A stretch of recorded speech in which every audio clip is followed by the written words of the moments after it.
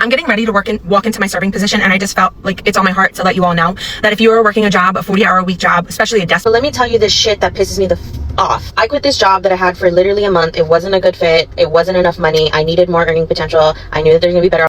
Have you noticed more and more people walking away from their jobs lately? You are not alone. Across industries, employees are resigning in record numbers, and it's not just about money. From burnout to better opportunities, the reasons are deeper than you think. In today's video, we will explore why employees are quitting their jobs, what it means for the future of work, and how businesses and workers can adapt. Stay tuned. I'm getting ready to walk into my serving position, and I just felt like it's on my heart to let you all know that if you are working a job, a 40-hour-a-week job, especially a desk position where like that's literally taking years off your life, not to mention taking time away from your children, from your husband, from your family, you're going home, you're getting burnt out, you got to do all the things when you get home. Like, I get it. I know, I've been there, I've been through it. Okay. I got up and walked out on my 5-year corporate position that I worked myself from the bottom up. And that's another story for another day. And I got myself a serving position. Okay. I work 3 shifts, 3:30 to 9 o'clock. I make more money in those 3 shifts than most of you do in 1 week. Okay. And I don't care. Call me a bartender, call me a server. Tell me it's not sustainable. What is sustainable? What is sustainable? Is your job sustainable? Do you know that? You have a 5-year plan? You wrote a contract with them? No, you didn't. Okay. None of it's sustainable. And we're not promised tomorrow. Okay. I get to spend the rest of that time. I work 15 hours a week. I get to spend the rest of that time with my family. I'm there when my kids come home from school. I have 4 adult children and 3 teenage children. And when my kids need a break from their babies, my grandchildren, I'm there at the drop of a hat for them. Okay. Our weekends are amazing. All my kids, we all get together every single weekend. Every weekend, and we're eating and having a great time, and we're playing kickball in the yard and a game of volleyball. Dude, you know why? You know why I get this life? Because I work a serving in a bartending position. Okay? It is not beneath you. It's the smartest thing you can do. I think I'm smarter than most people sitting at a desk. Okay? Because I understand the value of my time. Okay, and you guys need to get over it. Who cares what people think about you? And get that bag so that you can dedicate the rest of that time doing things you really want to do. Okay, I love you. Bye. But let me tell you this shit that pisses me the off. I quit this job that I had for literally a month. It wasn't a good fit. It wasn't enough money. I needed more earning potential. I knew that there's going to be better opportunities out there. So I quit. I sent them the email, effective immediately. California is an at-will state. They will at-will fire you same day. So I should be able to at-will quit same day. Doesn't matter. I provided plenty of avenues to get my final paycheck. I said I could pick it up. I said you could mail it to me. There's plenty of options. This employer literally never took down any information about my direct deposit. So the last check was actually a check from a checkbook. This is not my final paycheck. When my former manager boss decides to like go back and forth with me to try to get me to stay, I let them know like, hey, thank you, but I can't stay. This is not a good fit. I need to make more money. There's extenuating circumstances I'm dealing with. After that, quiet, silence, nothing. I'm not blowing up his phone in a harassing way, but I'm messaging professionally every few days. Hey, where's my final paycheck? Hey, when can I expect my paycheck? No response. So of course you have to do what you have to do and let them know like, hey, if you don't get back to me about this, I'm gonna have to file a claim with the Labor Board of California. That lights fire under their ass. So then I get a message, hey, I'm gonna have someone get back to you with instructions. Great. Somebody emails me with instructions. I let them know, hey, you can find my hours logged here. I literally logged everything before I left that job. They get back to me like, we can't find that document, yada, yada, yada. Probably because they deleted my user account in Google. As a former IT person, it's very easy to solve that problem, but I'm not getting paid to solve that problem. So I tell them how many hours exactly, 62.5 hours. That's how much they owe me. Crickets. It's been literally 2 weeks since I heard anything back. And yes, I was following up every few days, emailing, when can I get an update? Hey, when am I going to expect my paycheck? When can I expect it to be mailed out? Can I get an update? No responses. So what do you do when your employer ghosts you? You file a wage claim. So I told them exactly what I did. I filed a wage claim. You guys have not been responsive. You guys have not been communicative. I've been trying to follow up.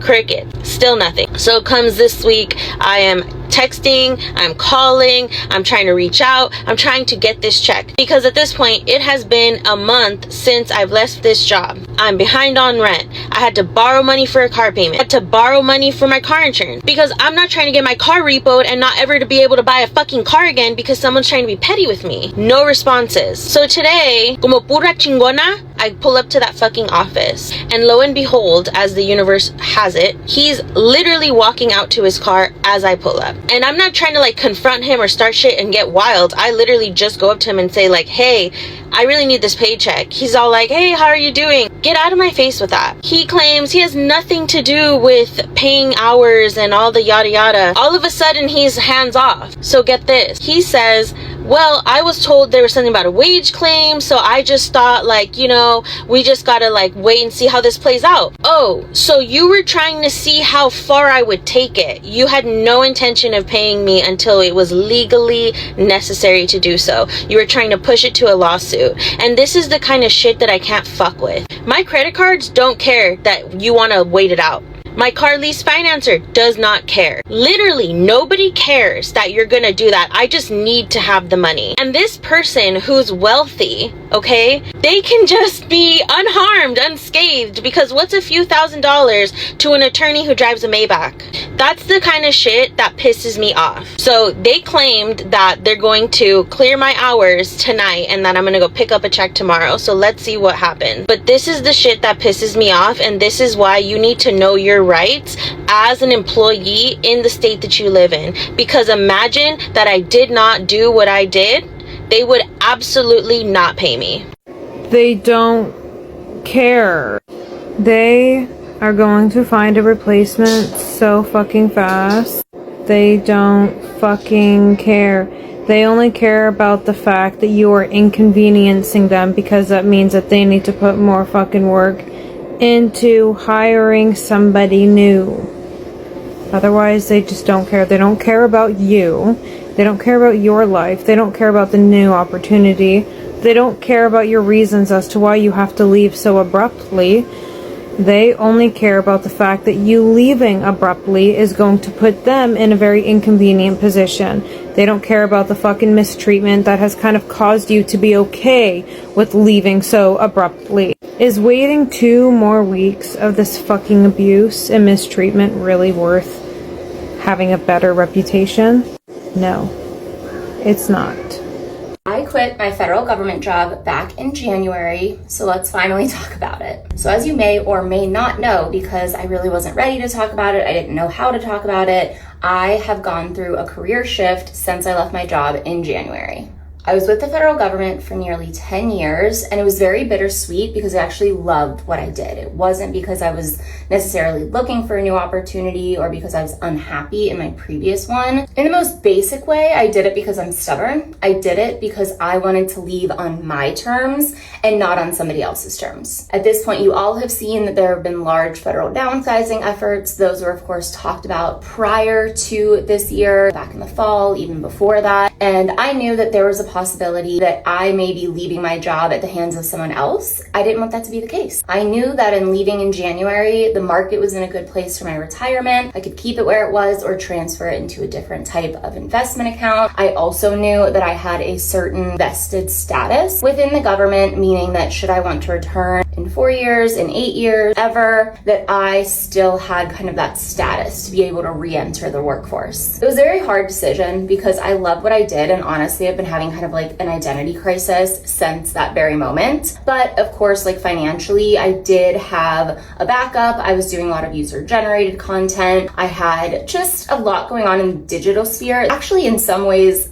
was higher than what I was making in the government. But the truth of the matter is, I ended up hating that. I hated doing content and user-generated content full-time. And I realized that that is so many people's goal. So I don't say that lightly. I understand the privilege that I was able to use that as income for the time being. I found myself over the past years doing social media in the lifestyle space. So whether it was content on my own platforms or content for brands or for other platforms, it still was directly correlated with every aspect of my life life. I felt like I actually had like a worse work-life balance than I did just working in my standard 9-to-5 job. I felt like I always had to be on. I felt like everything that I owned, everything that I did was equated to content, because it is. And that content is then directly related to the money you make, which is directly related to your livelihood. So that is a much different stress load than I've ever been used to when I was good at a job and then was just making a fixed salary. And when I was doing content as more of a side thing and I had my full-time job,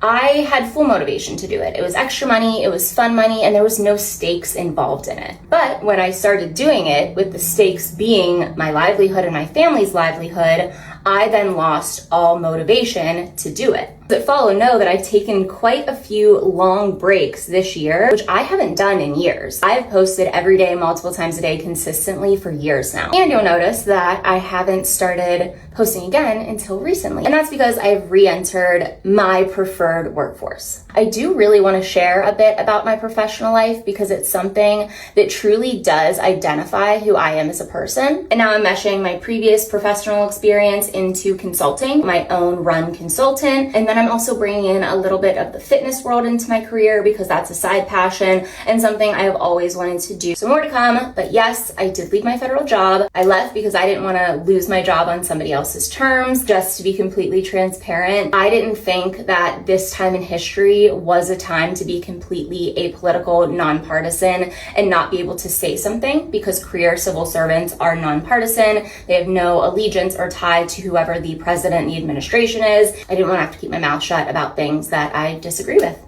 So whether it's about finding purpose, achieving work-life balance, or seeking better opportunities, one thing is clear: the way we work is changing. If you are an employer, it's time to listen. And if you are an employee, know your worth. Thanks for watching. If you found this video helpful, do not forget to like, share, and subscribe for more insights into today work culture. See you in the next one.